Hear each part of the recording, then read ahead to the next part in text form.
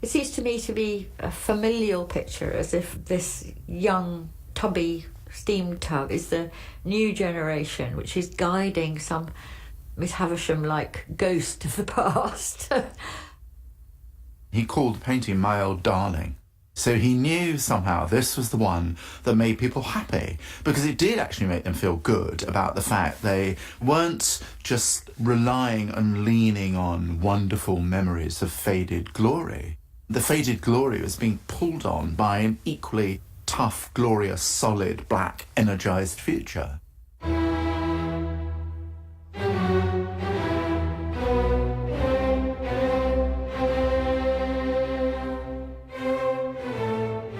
Steamships are, in Turner, a symbol of the modern world. Turner really embraced the idea of steam. I think that's incontrovertible. While there are very many wrecked sailing ships in Turner, there are no wrecked steamships. Steamships are everywhere.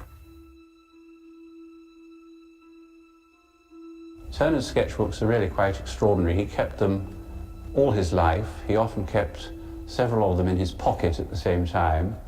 And this is a steamer just off a harbour.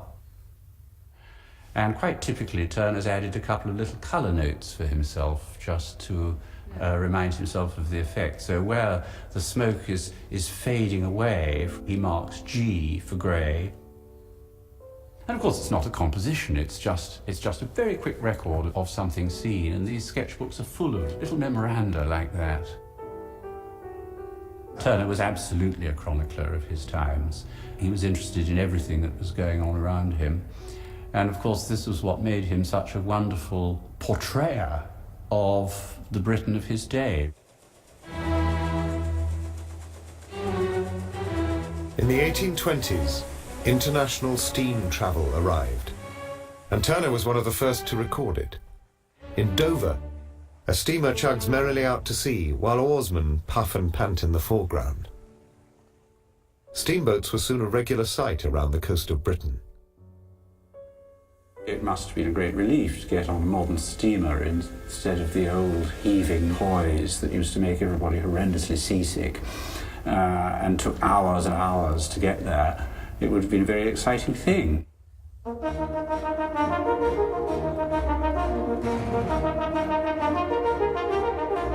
But the world into which Turner was born couldn't have been more different. He came from another era, 18th century Georgian England. Turner was born in 1775, the same year as Jane Austen. His father was a barber and wig maker who practiced his trade in Covent Garden. It's an area where, because of theatre, beginnings of opera and all that world, society is coming, and good society and, dodgy society. Turner's dad was very ambitious for him. He was very keen that Turner should make money. He said that his father never praised him for anything other than saving a halfpenny. My own son, sir. Which seems to have left its mark on Turner's character, because he became somewhat notoriously mean with money throughout his life. It was obvious from quite early on that Turner was very gifted. The good thing about his father having a barber's business was that lots of different sorts of people would come in there to have their hair trimmed or their faces shaved. And we know that some of the people who came in got to see Turner's work. One person who's known to have frequented the barber shop was Thomas Stothard. And Thomas Stothard was actually a member of the Royal Academy. He was a painter, and Turner's father once remarked to Stothard, the Royal Academician, My son is going to be a painter. And he did. He joined the Royal Academy schools at the age of 14.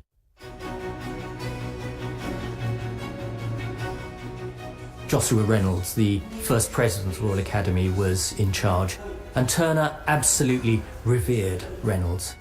The great end to all arts is to make an impression on the imagination and the feelings. The imitation of nature frequently does this. Sometimes it fails and something else succeeds. You know, he was a scholarship boy, got into the Royal Academy School.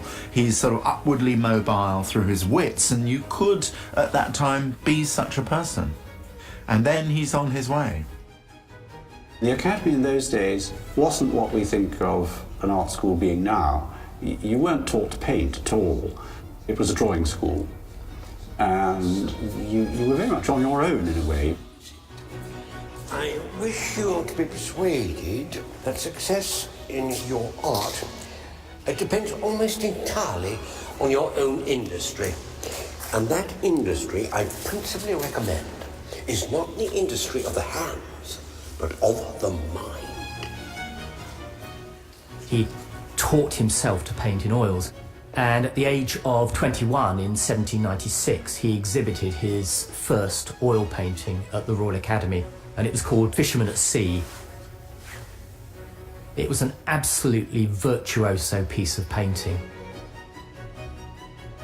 It was almost as if he'd waited till he completely mastered oil painting and then demonstrated exactly what he could do. You know, I mean, if one thinks of an artist like Constable, he had to battle for years to get taken seriously and was really an incredibly slow burner compared to Turner, who came roaring onto the scene and then continued to occupy the centre ground for the rest of his life. I think by the time he painted the self-portrait, he probably felt he really had arrived. And it's a very flattering self-portrait. I mean, Turner didn't like his own appearance. He was quite short, quite rough in his manners, strong Cockney accent, which he never got rid of, never wanted to get rid of it. He was very pushy, very self-assertive, very ambitious. But he had the talent to go with it. I would chiefly recommend an implicit obedience to the rules of art as established by the great masters. Reynolds pointed Turner towards certain painters who he regarded were models of great painting. But the practice of the Frenchman Claude Lorraine is to be adopted. He would recommend the 17th century French painters, Claude in particular. Claude was regarded as the absolute master of light in landscape.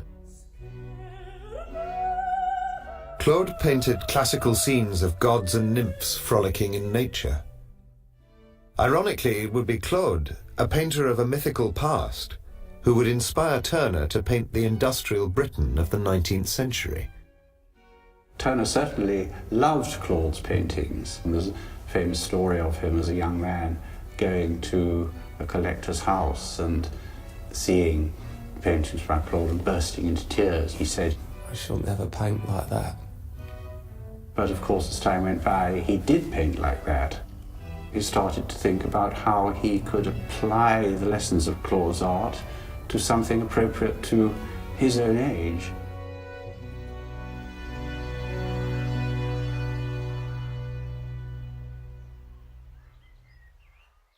This is Turner's version of a Claude. Young women bathe in a pastoral setting. It looks in every way like a Claude. Except this is not the mythical past. It's Devon in 1815. And the Industrial Revolution is about to transform the landscape.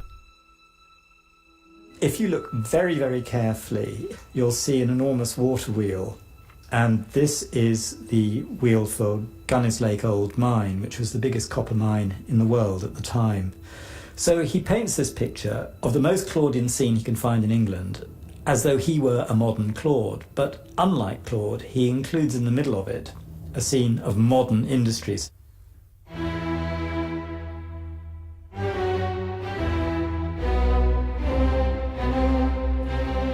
10 years later, and Turner's hint of an industrial Britain becomes an onslaught. A Claudian seaport transformed into the fires and furnaces of modern Britain.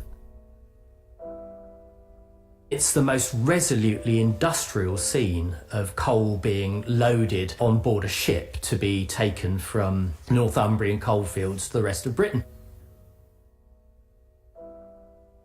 This is a moonlight scene, but this is modern industry on the Tyne